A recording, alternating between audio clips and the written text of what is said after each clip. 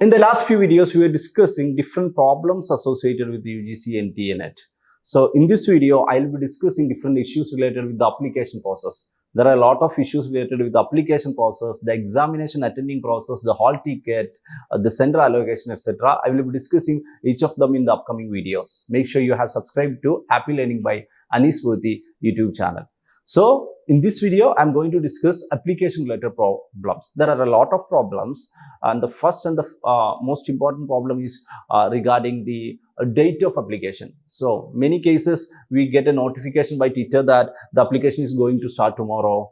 Then it may not start tomorrow, maybe after the day after tomorrow. Then regarding the end date also, there will be further extension and extension. Okay, so lack of clarity regarding, there is no examination cycle, I will say, the date and other things. Lack of clarity regarding the date, the beginning date and the end date and the postponing is a major issue. And the second important issue is regarding the website. NTA, UGC NET website get hanged in most of the cases, especially in the beginning phase of the application and also towards the end of the application and also at the time of result declaration also. This is also seems to be a bit very difficult for the candidates. Remember, there is only a maximum of 10 lakh students who are going to write this exam. Okay, and we can imagine what will be the maximum number of those who will be applying in the first day, the second day, the final days. The maximum is 1 million. Is it? So still we can see this website getting hanged. Okay, server being down in multiple time. In most of the cases, in almost all cycles. We have a lot of system. I think there are a lot of technological system in which we can see a lot of website, OTT platforms, app, everything in which crores of people are entering and using that at the same time. With enough investment on the technology side, I feel that this issue can be easily, what we can say, resolved. And the third important issue is regarding the examination fee. The examination fee of UGC NET seems to be very high, very expensive for most of the aspirants. It's more than 1,000 for the general category and more than 500 for most of the reserved categories, around 500 for others.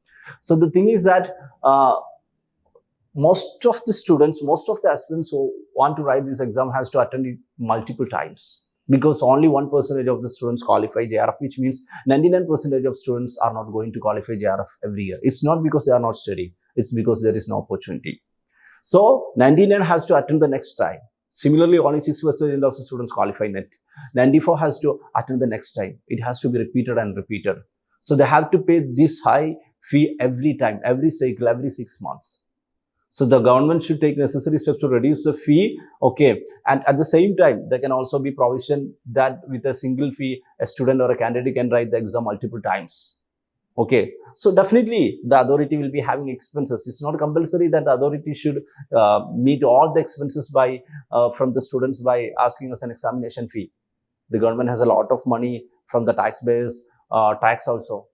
The government has a lot of money from the tax that is being charged on the normal citizens.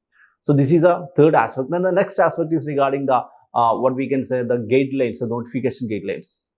Every year, there are certain changes in the guidelines.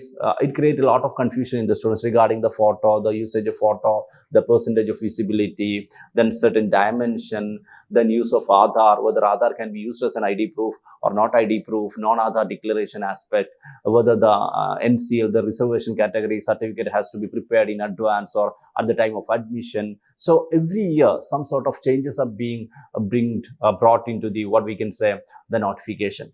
There are certain data that are being asked for purpose we don't have any clarity regarding that. For example, there is a question regarding, are you diabetic?